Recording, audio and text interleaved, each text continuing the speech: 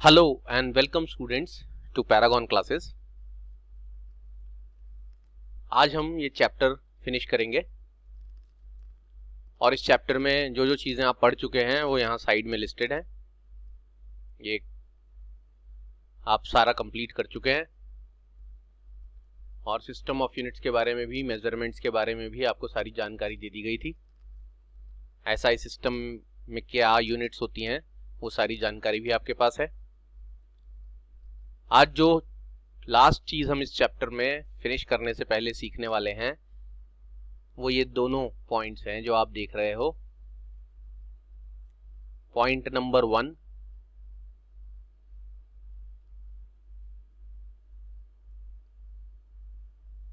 Point number 1 है characteristics of a standard unit.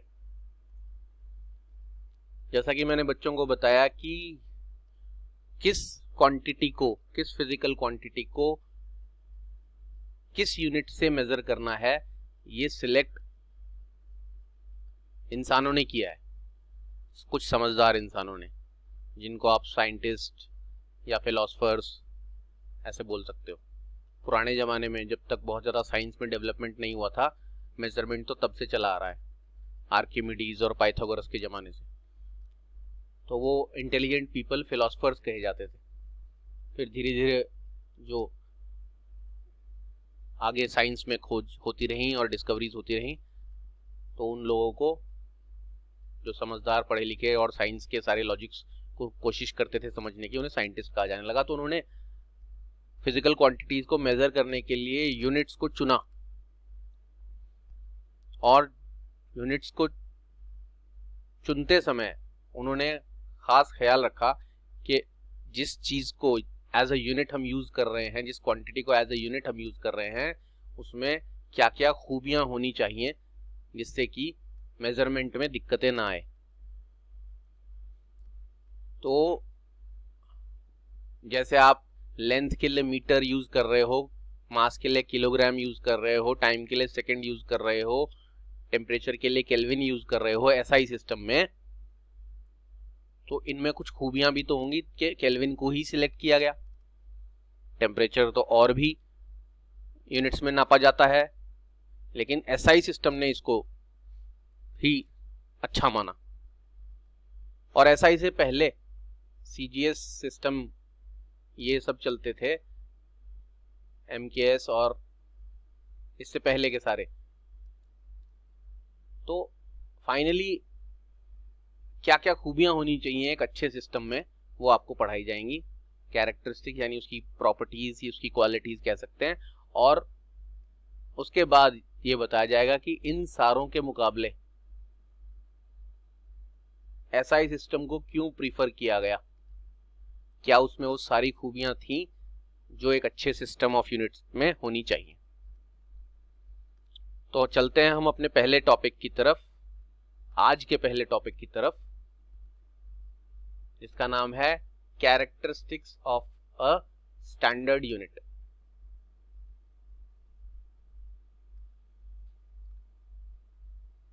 ये आपके पास हेडिंग आ गई है, characteristics of a standard unit, और ये हैं वो पॉइंट्स जो मैं आपको दिखाता हूं।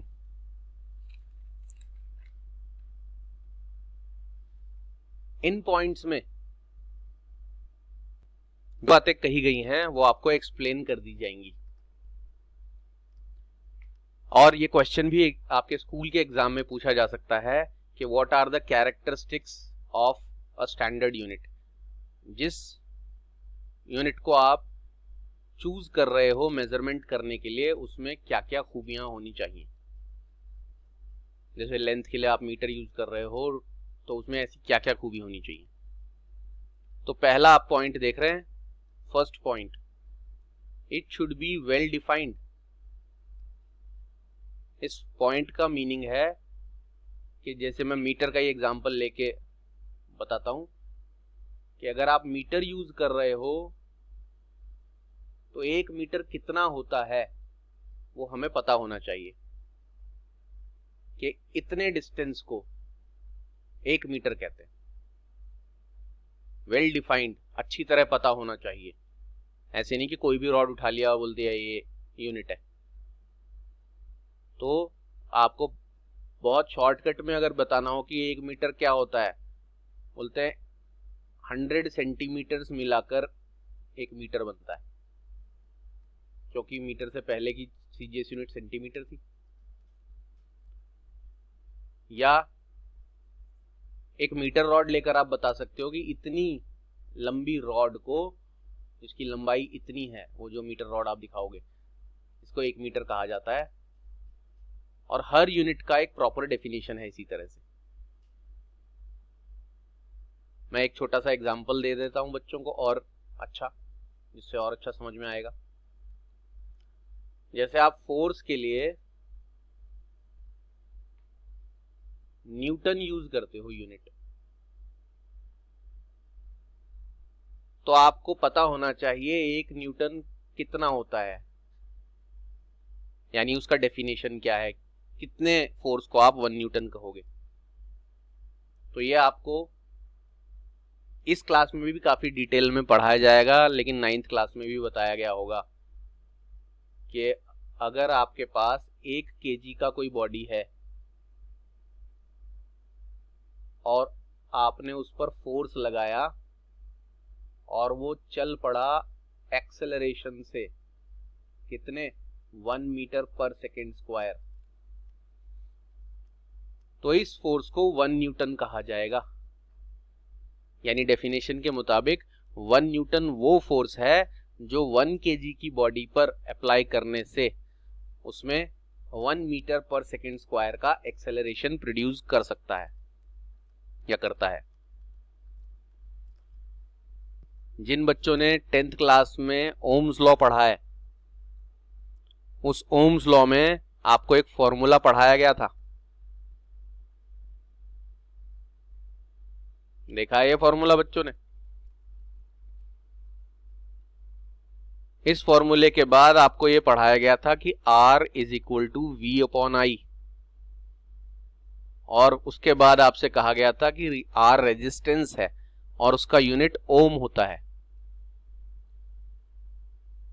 ये 1 ओम का सिंबल था, 1 तो लिखा ही है, ओम के लिए ये सिंबल बनाया जाता था। स्पेलिंग में आप OHM लिख सकते हो। ये साइंटिस्ट का नाम है, न्यूटन की तरह ही ओम साइंटिस्ट का नाम है, पूरा नाम था जॉर्ज साइमन ओम। और 1 ohm is equal to 1 volt upon 1 ampere. ऐसे आपको एक फॉर्मूला पढ़ाया गया होगा जरूर। और फिर इस ओम को डिफाइन करवाया जाता है, वो मैं यहां करके दिखाता हूं। बोलते हैं कि हमारे पास अगर ये कंडक्टर है और इसके दोनों एंड्स मतलब दोनों किनारों में या दोनों किनारों के बीच पोटेंशियल डिफरेंस 1 वोल्ट लगाने पर इसके अंदर 1 एम्पेयर करंट अगर फ्लो कर जाए तो इस कंडक्टर का रेजिस्टेंस 1 ओम कहलाएगा। ये इसमें बता दिया 1 ओम कितना होता है। ये बच्चे ऐसे 1 0 कंफ्यूज ना हो जाएं। 10 नहीं है ये, मैं इसको इसीलिए सिंबल फॉर्म में लिख देता हूं।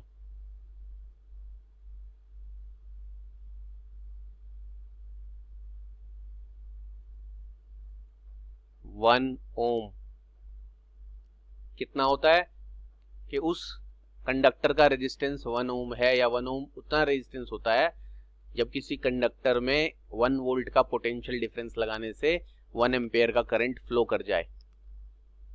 तो ऐसे हर यूनिट जो चूज किया गया साइंटिस्ट लोगों के द्वारा, उसको डिफाइन किया जा सकता है।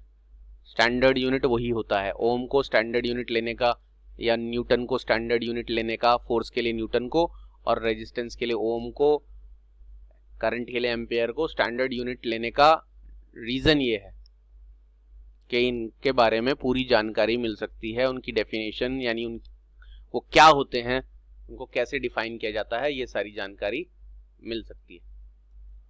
तो it should be well defined. जिस भी चीज को साइंटिस्ट लोग यूनिट के फॉर्म में चूज करते हैं उसका उनको डेफिनेशन बताना आता है, उसको प्रॉपरली डिफाइन किया जा सकता है। ये आपका पहला पॉइंट है। हालांकि ये पॉइंट सिर्फ आपको एक्सप्लेन नहीं करने होंगे वहां पर एग्जाम में, सिर्फ पॉइंट पॉइंट लिखने होंगे। क्वेश्चन अगर एग्जाम में आ गया कि what are the characteristics of a standard unit, तो आपको ये पॉइंट लिख कर आना है, इनका कोई एक्सप्लेनेशन नहीं लिखना है। लेकिन ये पॉइंट अगर आपको समझने हैं, एक तो याद तो करना ही है, समझना भी है कि हम जो याद करें हैं उसका मीनिंग क्या है, तब आपको ये एक्सप्लेनेशन समझने लेना चाहिए, इसीलिए ये कराया जा रहा है। सेकंड जो हमारा पॉइंट है, सेकंड हमारा पॉइंट है it should B of convenient size. ये मैंने बच्चों को कल भी बताया था, मतलब पिछले लेक्चर में बताया था कि अगर आप अपनी नोटबुक का लेंथ मेजर कर रहे हो तो आप सेंटीमीटर्स लेना ज्यादा आपके लिए कन्वीनियंट होगा। आप किसी रूम का या लैंड का, किसी जमीन के टुकड़े का लेंथ मेजर कर रहे हो तो आपके लिए मीटर लेना ज्यादा कन्वीनियंट होगा। और अगर आप किसी दो शहरों के बीच का डिस्टेंस मेजर कर रहे हो, जैसे यहाँ दिल्ली से आप चले और चंडीगढ़ पहुंच गए, तो दिल्ली से चंडीगढ़ आप बोलोगे 250 किलोमीटर्स का डिस्टेंस है। और जैसे जैसे क्वांटिटी बड़ी हो जाती है बड़ा यूनिट यूज करते हैं, क्वांटिटी छोटी होती है छोटा यूनिट यूज करते हैं। तो कन्वीनियंट साइज का यूनिट हम यूज करते हैं, ये भी एक खूबी है किसी यूनिट को चूज करने से पहले ध्यान रखने वाली। तीसरा पॉइंट है it should not change with time. ऐसा यूनिट लेना है जो हमेशा एक जैसा रहे, ऐसा नहीं कि साल भर बाद उसकी वैल्यू बदल जाए। जैसे आप सुनो कि भाई डॉलर का जो रेट है वो चेंज होता रहता है थोड़े थोड़े दिन बाद। वो आज का भाव देखोगे तो $1 इज इक्वल टू 75 रुपीज दिखेगा, हो सकता है अगले दिन $1 इज इक्वल टू 78 रुपीज दिखे। तो डॉलर को अगर रुपए में कन्वर्ट करते हैं तो वो यूनिट हमेशा चेंज होती रहती है। ये मैं एक डेली लाइफ का एग्जांपल बता रहा हूँ। लेकिन अगर आप 1 मीटर इज इक्वल टू करोगे तो वो 100 सेंटीमीटर ही रहेगा हमेशा के लिए, समय के साथ चेंज नहीं होगा। It should be, fourth point है it should be easily reproducible.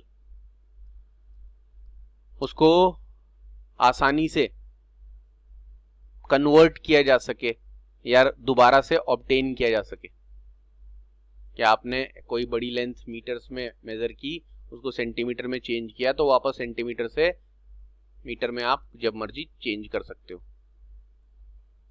तो यूनिट को आप आसानी से दोबारा ऑब्टेन कर सकते हो। फिफ्थ पॉइंट है it should not be affected by the change in physical conditions such as pressure, temperature etcetera. इस पॉइंट को एक्सप्लेन करने के लिए मैं बच्चों को एक एग्जांपल देता हूं। क्या बोल रहा है कि यूनिट जो हम लेंगे वो फिजिकल कंडीशंस के हिसाब से चेंज ना हो जाए। फिजिकल कंडीशन मतलब टेम्परेचर और प्रेशर वगैरह टाइप की चीजें। इसके लिए मैं बच्चों को एक एग्जांपल बताता हूं। आपने एक मीटर रॉड ले लिया, बताया था मैंने बच्चों को ये बात कि मीटर रॉड अगर आपको देखना हो तो आप किसी भी अपने नियरेस्ट कपड़े की दुकान पे चले जाना, क्लॉथ मर्चेंट। लेकिन वो रेडीमेड कपड़ों की दुकान नहीं होनी चाहिए, वो ऐसे कपड़े की दुकान होनी चाहिए जहां पर अनस्टिच्ड क्लॉथ मिलता है। और आप अगर जाओगे और बोलोगे मेरे को एक कपड़ा बताइए या दिखाइए, कलर तो आप चूज करोगे, क्वालिटी चूज करोगे, उसके बाद आप बोलोगे कि मेरे को पैंट बनवानी है, ट्राउजर्स बनवाना है, सिलवाना है टेलर के यहाँ जाके इस कपड़े से, तो वो आपको खुद ही बता देगा। अगर आपने नहीं बोला इतना मीटर कपड़ा चाहिए तो शॉपकीपर जो है या सेलर जो है वो खुद ही बता देगा कि ये आपके जो ट्राउजर है उसमें 1 मीटर और 20 सेंटीमीटर यानी 120 सेंटीमीटर कह सकते हो, इतना कपड़ा लगेगा। आपको शर्ट बनवानी है तो लगभग 2 मीटर्स क्लॉथ लगेगा। तो ऐसे वो आपको बताएगा, तो आप बोलोगे ठीक है एक पैंट का और एक शर्ट का हम मुझे कपड़ा या क्लॉथ दीजिए, तो वो एक मीटर रॉड निकाल के उस मीटर रॉड से मेजर कर देगा। ये मीटर रॉड 1 मीटर लंबी होती है। लेकिन ये मीटर रॉड एक ऐसे मटेरियल की बनी होती है जिसको अगर आप हीट करोगे तो उसकी लेंथ पर कुछ खास फर्क नहीं पड़ेगा। अगर ये सिंपल किसी मेटल की बनी हो, ये तो एलॉय की बनी होती है, एक ऐसा एलॉय होता है जिसके ऊपर गर्मी का उतना ज्यादा फर्क नहीं पड़ता। अगर एक सिंपल मेटल ले लें कोई, जैसे कि आयरन, और उससे अगर आप कोई रॉड बना दो 1 मीटर लंबी, तो उसको जब आप गर्म करोगे ना, तो मेटल की एक प्रॉपर्टी है कि वो गर्म करने पर एक्सपैंड हो जाता है। एक्सपैंड होने का मतलब उसकी लेंथ हल्की सी बढ़ जाएगी। आपने देखा होगा इसी वजह से ये जो रेलवे ट्रैक जब बिछाते हैं, ऐसे रेलवे की ये दोनों पटरियां हैं और बीच में इस तरह के वो बार्स लगे होते हैं, हॉरिजॉन्टल स्लीपर्स बोलते हैं जिसको। तो पटरी ऐसे बिछाई, थोड़ी देर बाद उसके बीच में यहां से पटरी बिछाते हैं ऐसे, और बीच में छोटा छोटा गैप छोड़ा जाता है, क्योंकि जब गर्मी होती है, बहुत तेज सूरज की रोशनी पड़ती है, तो ये रेल की पटरी एक्सपैंड होती है। तो ये गैप होने की वजह से उनको एक्सपेंशन में दिक्कत ना हो। अगर ये बिल्कुल गैप नहीं छोड़ेंगे तो एक्सपैंड होने की जगह नहीं मिलेगी, तो वो साइड में या ऊपर या नीचे मुड़ जाएगी, और फिर ट्रेन जब उसके ऊपर से गुजरेगी तो वो पलट सकती है। तो ये तो खैर हमारे यूनिट्स के पोर्शन का एक्सप्लेनेशन नहीं है, ये तो मैंने सिर्फ इसलिए बताया कि मेटल गर्म होने से एक्सपैंड होते हैं। और यहाँ पर एक्सपेंशन के लिए क्या बोलते हैं कि हमें तो इसको मेजर थोड़ी करना है, हमें तो बस एक्सपेंशन की जगह छोड़नी है, वो छोड़ दिए। लेकिन जब मीटर रॉड ले रहे हैं आप, तो वो ऐसे मटेरियल की होती है, एक एलॉय की बनी होती है, जो गर्म होने पर एक्सपैंड ना के बराबर हो या हो ही ना। अब ऐसा एलॉय अगर जो बिल्कुल ही एक्सपैंड नहीं होता, वो बहुत महंगा पड़ता है। प्लैटिनम इरिडियम करके एक मिक्सचर से बनाई जाती है वो रॉड, लेकिन वो आम आदमी अफोर्ड नहीं कर सकता। लेकिन जो स्टैंडर्ड रॉड बनी है 1 मीटर के लिए, अब स्टैंडर्ड रॉड क्या कि जब एसआई सिस्टम बना, तो उसकी वो जो मैंने बताया था लास्ट लेक्चर में कि एसआई सिस्टम बनाने से पहले, उसे अप्रूवल होने से पहले एक मीटिंग हुई फ्रांस में, पेरिस के नजदीक। उस मीटिंग का नाम था General Conference of Weights and measures.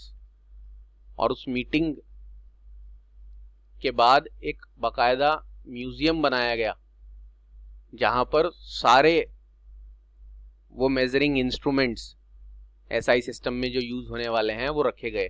तो वहां पर एक 1 मीटर लंबी रॉड रखी हुई है, जो स्टैंडर्ड रॉड है, जिस रॉड के बराबर की रॉड्स पूरे वर्ल्ड में डिस्ट्रीब्यूट की गई, जिनको आप 1 मीटर का मीटर रॉड बोलते हो, वो क्योंकि एक अकेली ही बनानी थी, उसको बेचना नहीं था, तो वो कितनी भी महंगी बना सकते हैं, एक ही बनानी है क्योंकि, तो वो प्लैटिनम और इरिडियम की बनाई गई। प्लैटिनम गोल्ड से भी महंगा होता है। तो वो इसीलिए बनाई गई कि उसको कितना भी गर्म कर लो, उसकी लेंथ पे जरा सा भी फर्क नहीं पड़ता, 1 मीटर बिल्कुल एक्यूरेट रहता है।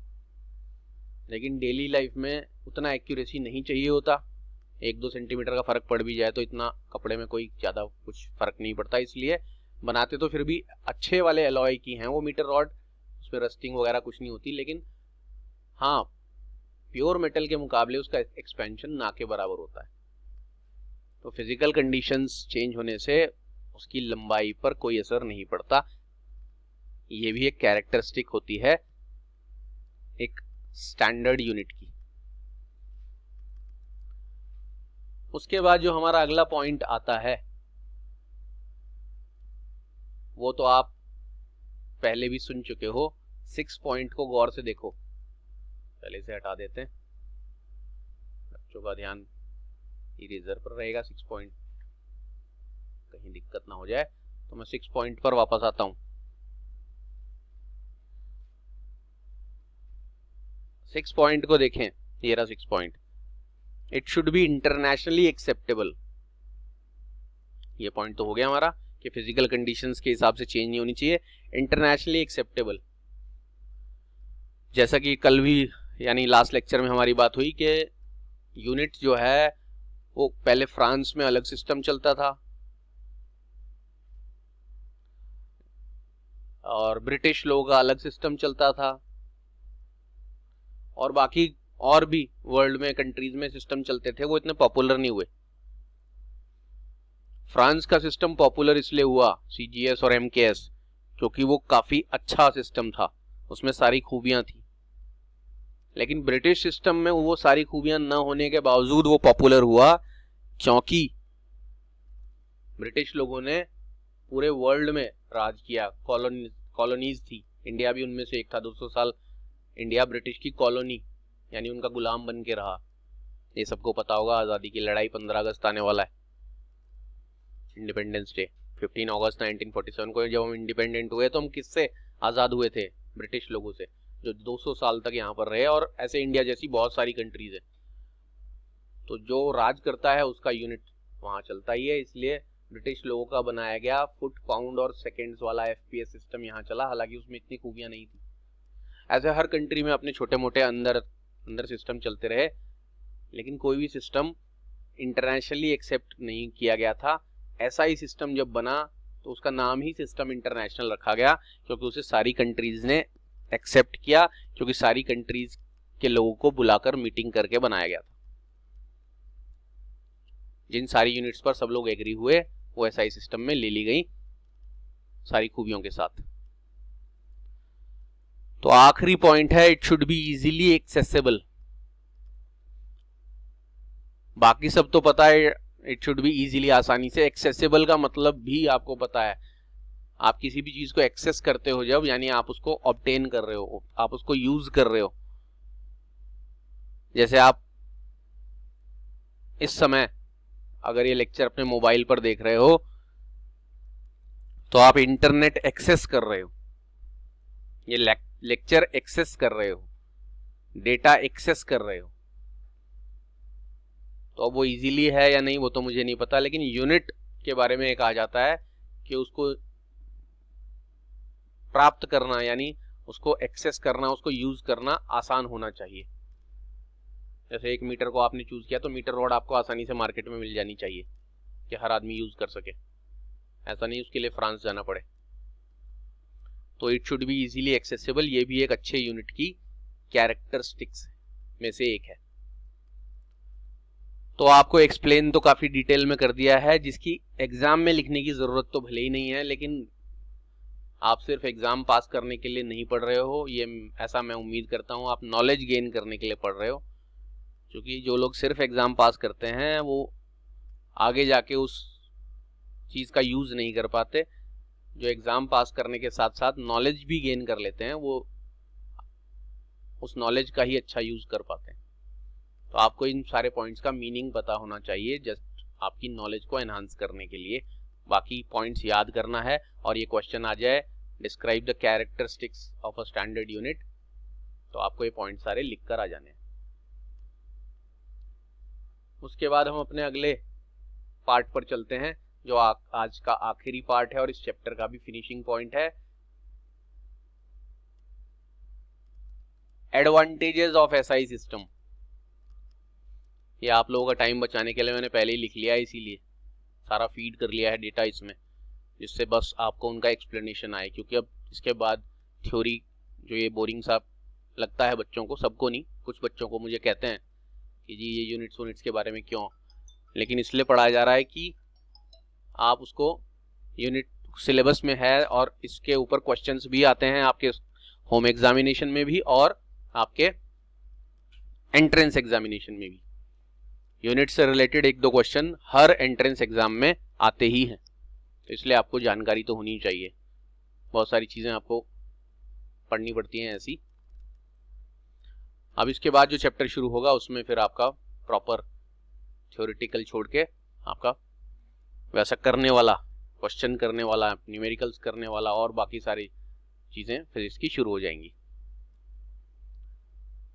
तो हम अब आखिरी पॉइंट सीख लेते हैं, एडवांटेजेस ऑफ एसआई सिस्टम के। बाकी सारे सिस्टम जो थे, सीजीएस, एमकेएस, एफपीएस लिखते हैं पहले, एफपीएस फिर एमकेएस, ये सब होते हुए भी फिर एसआई सिस्टम बना, तो उसमें इनसे सबसे ज्यादा खूबियां होंगी जो इन सारे सिस्टम्स में से कुछ में नहीं है। सबसे बड़ी तो खूबी ये थी कि इन सारे सिस्टम्स में सिर्फ इतना माना जाता था, इन सारे सिस्टम्स के यूज करते समय इतना माना जाता था कि मास, लेंथ और टाइम, सिर्फ ये तीन फंडामेंटल क्वांटिटी हैं और बाकी जितनी क्वांटिटी हैं वो इनसे मल्टीप्लाई और डिवाइड होकर बनी है। लेकिन बाद में पता चला कि इनके अलावा भी आपके पास बहुत सारी क्वांटिटीज हैं। बहुत सारी से मतलब इन तीन के अलावा 6 और क्वांटिटी हैं जो फंडामेंटल ही हैं, डिराइव्ड नहीं है।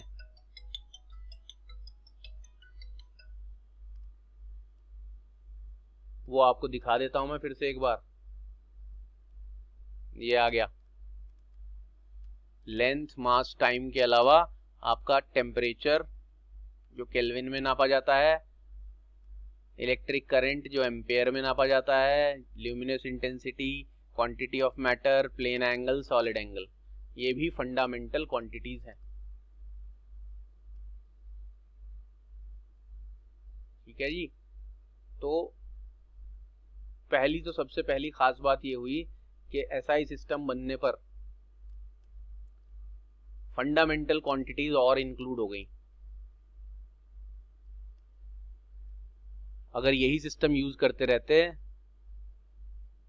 तो आपकी सारी डिराइव्ड क्वांटिटीज जो थी वो इनसे मिलकर नहीं बन सकती थी, तो आपके यूनिट्स भी नहीं बन सकते थे। लेकिन उसके अलावा जो आपको एडवांटेजेस हैं वो 1 बाय 1 पॉइंट से दिखाते हैं। पहला एडवांटेज है, it is a coherent system of units. ये कोहेरेंट वर्ड जो है ये आपको नया वर्ड दिख रहा है, लेकिन इस वर्ड का मीनिंग हम पहले बहुत बार डिस्कस कर चुके हैं और अभी अभी मैंने किया। कोहेरेंट सिस्टम उसे कहते हैं जिस सिस्टम में सारी डिराइव्ड यूनिट्स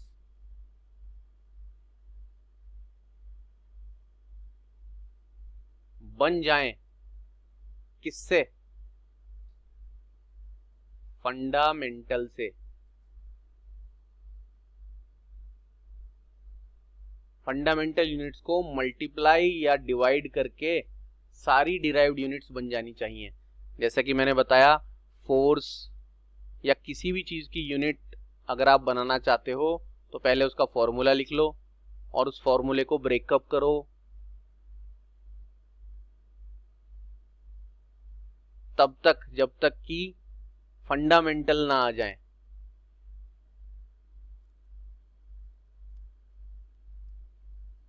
जब तक क्या ना आ जाए, फंडामेंटल।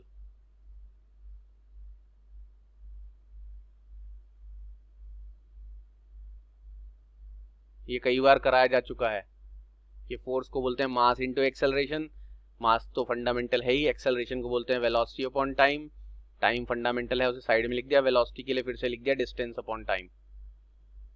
तो अब आपके पास जो फोर्स का फॉर्मूला आ गया है वो आ गया है मास इनटू डिस्टेंस, डिस्टेंस को लेंथ बोल देते हैं, और नीचे टाइम का स्क्वायर, टाइम इनटू टाइम। और मास के लिए आप क्या ना बोलते हो, केजी, लेंथ के लिए आप क्या बोलते हो, मीटर, और टाइम के लिए क्या बोलते हो, सेकेंड, और फोर्स को आप न्यूटन बोलते हो यूनिट में।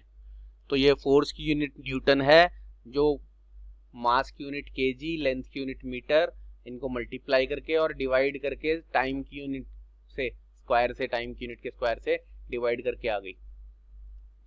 तो ऐसे आप दुनिया में किसी भी डिराइव्ड क्वांटिटी का नाम लिखोगे, उसकी यूनिट फंडामेंटल यूनिट्स को मल्टीप्लाई डिवाइड करके आ जाएगी।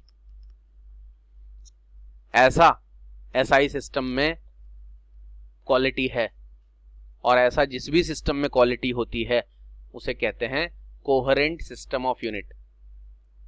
और कोहेरेंट वर्ड का डेफिनेशन क्या है कि a system is said to be coherent if all its derived units can be obtained by multiplying and dividing the fundamental units।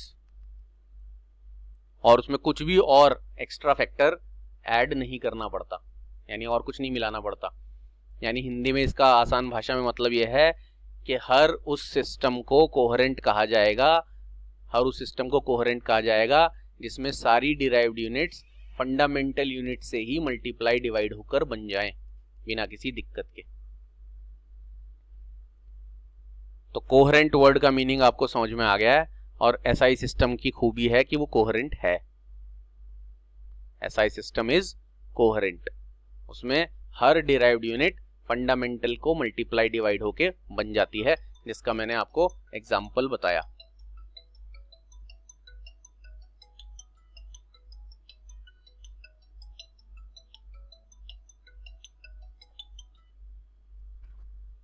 ठीक है जी। अब आते हैं अगले पॉइंट पर। अगला पॉइंट हमारा क्या बोलता है, it is a rational system of units. अब ये रेशनल वर्ड जो है, या आपने बच्चों ने मैथ्स में तो सुना होगा, रेशनल नंबर सुना है। रेशनल नंबर जिसमें x अपॉन वाई या p अपॉन क्यू जैसे कोई अपॉन में कोई चीज लिखी होती है, तो वो कहलाती है रेशनल नंबर। ठीक है जी। अब यहां रेशनल वर्ड जो यूज किया जा रहा है वो किसी और कॉन्टेक्स्ट में यूज किया जा रहा है। मैं बता देता हूं उसका मतलब क्या है। जो प्रॉपर्टी लिखी है, it is a rational system of unit. तो रेशनल सिस्टम ऑफ यूनिट क्या होता है, रेशनल नंबर तो बच्चों को पता है मैथ्स में। रेशनल सिस्टम ऑफ यूनिट क्या होता है, जैसे कि एनर्जी का हम एग्जांपल लेके इसको समझा देते हैं। एनर्जी वर्ड सबने सुना है, energy is the ability to do work. लेकिन ये एनर्जी बहुत सारे टाइप्स की होती है। जैसे कि अगर वैसे फिजिक्स की बात करें जो टेक्निकल कॉन्सेप्ट में, तो काइनेटिक एनर्जी का नाम बच्चों ने सुना होगा, पोटेंशियल एनर्जी का नाम बच्चों ने सुना होगा। लेकिन उसके अलावा हमारे और आजू बाजू बहुत सारे तरह की एनर्जी होती है। सोलर एनर्जी, विंड एनर्जी, ये विंड मिल जिससे काम करती है, लाइट एनर्जी, ठीक है जी, केमिकल एनर्जी, न्यूक्लियर एनर्जी, ऐसे हजारों टाइप की एनर्जी होती है। जब तक एसआई सिस्टम नहीं बना था तब तक ज्यादातर अलग अलग टाइप की एनर्जी के लिए अलग अलग टाइप का यूनिट यूज किया जाता था, जिससे कंफ्यूजन हो जाता था। एसआई सिस्टम के बनने के बाद ऐसा बता दिया गया कि एनर्जी का ऐसा यूनिट जूल है।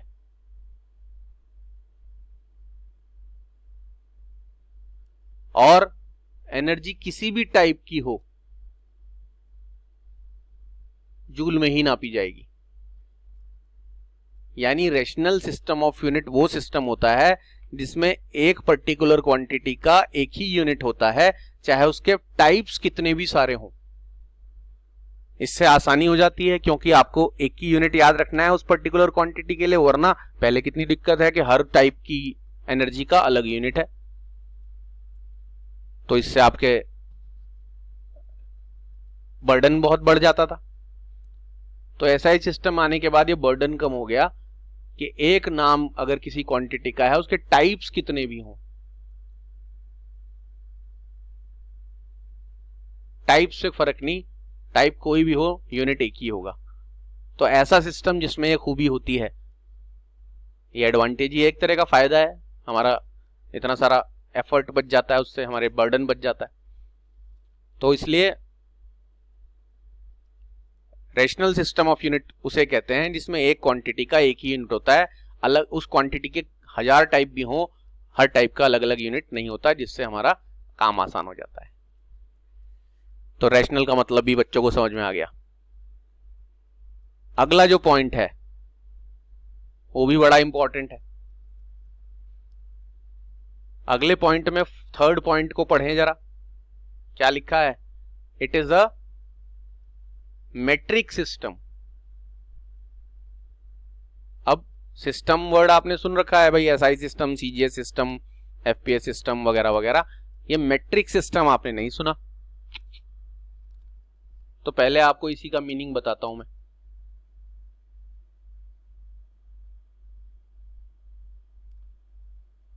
मेट्रिक वर्ड का मीनिंग ये होता है, और आपसे ये रिलेटेड भी है। बच्चों ने 11th क्लास में आने से पहले 10th क्लास पार की है, पास की है। 10 को मेट्रिक बोलते हैं, इसीलिए पुराने जमाने के अगर किसी इंसान से आप मिलोगे तो अगर कोई उसे बताना होता था कि भाई ये 10th पास है, तो ऐसा बोलते थे ये मैट्रिक पास है या इसने मैट्रिक किया हुआ है। 12th को इंटरमीडिएट बोलते थे और 10th को मैट्रिक बोलते थे। आप अपने पेरेंट्स से पूछोगे तो उनको पता होगा, कुछ बच्चों को भी पता होगा कि मैट्रिक एक क्लास के लिए वर्ड यूज किया था 10th के लिए। तो मैट्रिक का मतलब 10th होता है, यानी 10 वर्ड को मैट्रिक भी बोल सकते हैं। अब ये जो मैट्रिक सिस्टम है,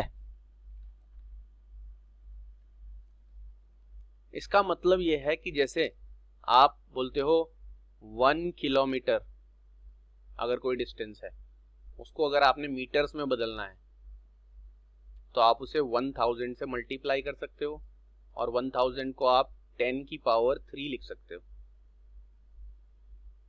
तो ये आपका किलोमीटर से क्या बन जाएगा, मीटर। अब आपने मीटर से सेंटीमीटर में बदलना है तो आप उसे 100 से मल्टीप्लाई करोगे। 100 का मतलब होता है 10 की पावर 2। अब आपने उसे मीटर से सेंटीमीटर में बदल दिया, सेंटीमीटर से आपने उसे बदलना है मिलीमीटर में, तो आप उसे फिर से 10 से मल्टीप्लाई कर दो। और इसका रिवर्स जब आप करते हो तो वो आप करते हो इन्हीं वैल्यूज से क्या करके, डिवाइड करके। तो बड़ी से छोटी यूनिट में जाने के लिए, यानी इस तरफ जाने के लिए आपको मल्टीप्लाई करना पड़ता है, छोटे से बड़े यूनिट में कन्वर्जन के लिए आपको डिवाइड करना पड़ता है। लेकिन किससे, 10 या उसकी पावर से, 2, 10 की पावर 3 वगैरह वगैरह। तो मैट्रिक सिस्टम उस सिस्टम को कहा जाता है जिस सिस्टम में बड़े यूनिट से छोटे यूनिट बदलने के लिए, ऐसे ही किलोग्राम को भी आप देख सकते हो, किलोग्राम से आप ग्राम बनाते हो, मिलीग्राम बनाते हो, तो वही करते हो, 10 की पावर 3 से मल्टीप्लाई कर रहे हो तो किलोग्राम से ग्राम बन जाता है, और एक बार 10 की पावर 3 से कर देते हो तो मिलीग्राम बन जाता है। तो जब आप बड़े से छोटे और छोटे से बड़े यूनिट में कन्वर्ट करते समय 10 की पावर्स, यानी 10, 100, 1000, 10,000 ऐसे 10 की पावर से मल्टीप्लाई डिवाइड करते हो, तो ऐसे सिस्टम को क्या कहा जाता है, मैट्रिक सिस्टम। और ये अच्छा इसलिए होता है कि इससे याद करना आसान होता है। मैं इसका एक एग्जांपल देता हूं, सीजीएस सिस्टम, एमकेएस सिस्टम और एसआई सिस्टम, ये सब मैट्रिक सिस्टम है। एफपीएस सिस्टम मैट्रिक सिस्टम नहीं है। और क्यों नहीं है? एफपीएस सिस्टम में जो एक फुट होता है वो 12 इंचेस का होता है।